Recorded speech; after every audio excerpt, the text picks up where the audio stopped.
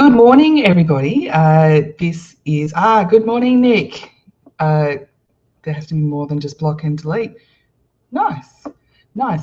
So thank you for joining us. What today's topic really is inspired by is a particular post that was in a Facebook group this week. And the question was kind of really around, what do you actually do when someone messages you through Facebook, through your personal profile? So for those that, obviously if you're watching this, you're using Facebook. So you've got your personal profile and your business page, and they're two separate things.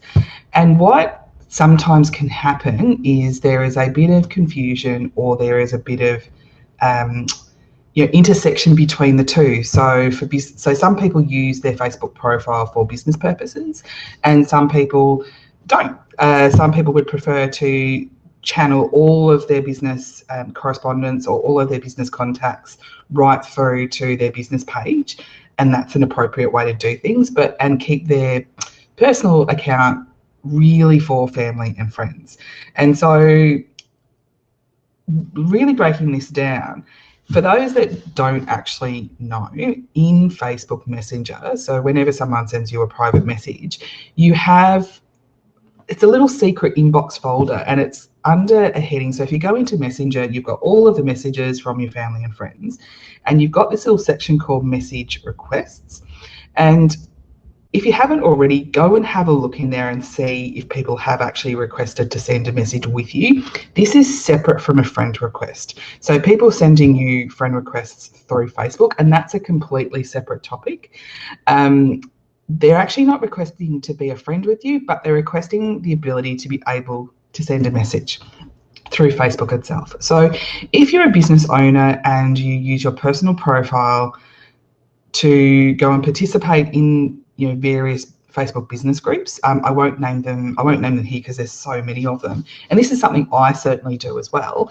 You have to be really careful about the lines that you cross. So what I think people really need to do is reflect and have a think about, well, what are the boundaries that I want around my Facebook personal profile? So for me, the people that I actually accept as friends within Facebook, I've at least met them face to face, but they're really family and friends, and people who I'm really happy for them to see what's going on in my day-to-day life, more than what I would share across my business page. So really it's a place where I get to connect with people, share that sort of really personal information, taking into account that nothing online is private in my view. But really that's the boundary around that. And it's up to me to maintain that boundary. So for you, it could be something different. For you, you could have a different purpose to your Facebook profile, and that's okay, as long as you're really, really clear about that, and then it's actually up to you to enforce that. So that really, I think, for me, is an important message, and putting some context around this. In terms of then that next step, which is around messaging people, so that Facebook Messenger, really what we're talking about here is people messaging people. So not people messaging business pages, but people messaging people. And what I often see is, and I've experienced this myself, is you might put a question in a Facebook group, which is something around, I want help with this in my business, or I want to ask a question about this, or I want to ask a question, whatever the question is, to help you along. And you start to see people saying, oh, I've PM'd you, I've PM'd you, I've PM'd you. In my view, unless the person has specifically said in the post, private message me, just don't do it. What I like to do is, if I'm going to respond to something and be helpful and answer the question, I'll answer the question. But if the person wants more information, ask first. Ask permission first. Would you like me to? Is there an email address I can send something to? Do you want me to send you a private message? That way there is an expectation set up that there's going to be an actual exchange within the Facebook Messenger platform. Where people don't necessarily use that practice, I mean, that's a practice that I use, and I find that actually works, because it means then that the messages I send, A, people are expecting them, and B, they're not considered spam, or they're not treated as spam.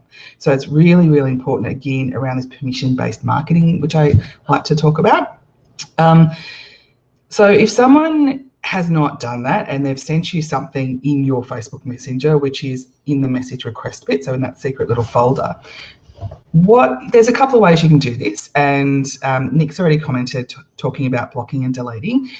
But if someone is just spamming you, or it might be a bot, or it might be some dodgy profile that looks like they've come from an account that just doesn't exist, yes, just don't even engage with it. Just don't even engage with it. Don't accept it. Delete it. Get rid of it. Do what you need to do, and make sure that you report that, because that's really for Facebook. Facebook needs to know that this person is not a real person. So make sure you actually report that.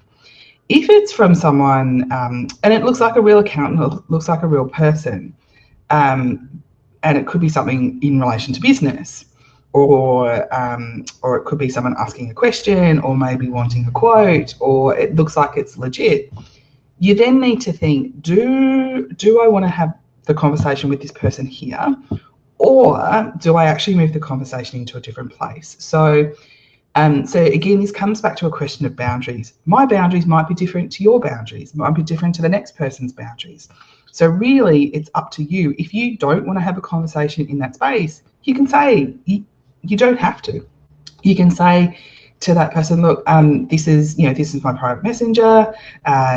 This is really a place for family and friends. I'd love to have a chat with you. Here is my phone number. Here's my Facebook business page, if they want to have a conversation in Facebook, or here is my email. That way, you're actually giving the person options around how they can contact you if they want to talk more in a business sense. So really, and for those people that do actually want to have that conversation there, that's completely fine as well. It's really up to you. So there's a couple of ways of dealing with that. As I said, there's the delete and block, and really anyone that just doesn't look like a legit person, or it doesn't look like it just looks really, really spammy, just get rid of them straight away. You don't even want to engage. But for people who you think it could be a legitimate business request, or it could be a legitimate question about something, it's really important to really important to think through, do I want to have this conversation here, or do I want to move it somewhere else? So that's the question you've got to ask yourself. And this is the other bit that I just want to quickly touch upon as well, is going back to that example of, and this is something that's happened to me personally, is I've put a question in a Facebook group, and then I've had a really strange message. Like, it was from an actual person, and when I got to the bottom of it, it was really a lot more innocent than what it actually looked out to be, but the message itself looked quite spammy. And so then I had to look at this and go, do I actually want to engage with this person and say, I really wanted you to comment on my post, or could you please not message me through here, particularly when I hadn't asked for it and I wasn't expecting the message? Or do I report it to somebody? So the other option as well is, if so if you're participating, using your personal profile to participate in groups, a lot of these business groups actually have rules themselves around how you can contact people. So unless there is an actual request for a private message, don't do it. And if people are private messaging you, you can actually go to the admin of those groups and say, this person's contacted me, they're trying to be salesy, they're trying to be spammy. And there's a few industries, and I don't want to necessarily highlight or identify those industries, but there are some industries that are known to do that in a really, look, dodgy is probably the wrong word, but they do it in a way that's not necessarily transparent. So again, I saw in a Facebook mums group that I'm in, someone asking a question about a particular diet plan. And it was a very specific question. I want to ask about this. What's your experience? Can you please comment below? People started commenting. There was conversations around this, and then one person had said, "Hey, I'm a consultant for this brand. I've just private messaged you a whole bunch of stuff." Firstly, that was not what the original question was, but secondly, ask permission first. So the way I would have dealt with that, if I was on the receiving end of that message, is I would have reported it straight to the administration, like the admin person of that particular group, because it really can be quite invasive. And as you participate more and more and more within those Facebook groups, those messages are going to come. So really, again, coming back to this, have a think about what are the boundaries around my personal Facebook profile.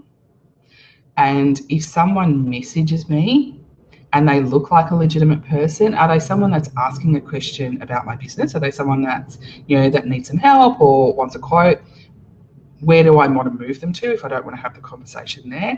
And secondly, for people that just send those private messages without context, they look like real people, but it just looks a bit spammy, what do I do with them? So again, coming back to you can be in control, and you should be in control, and I encourage you to be in control of those boundaries, because it's really up to you to decide how you want to use your Facebook account and how you're actually going to enforce that and let people know. And it's okay to say to people, look, please don't contact me through here. Please either go to my Facebook business page and contact me through there if you want a Facebook avenue, or here's my email, here's my phone number. So just, if you say no to this, just give people options so that they are able to contact you. So I can set my profile to just friends be able to send. Yes, so go into your privacy settings, and what I might do is I might just drop a little link into here about this.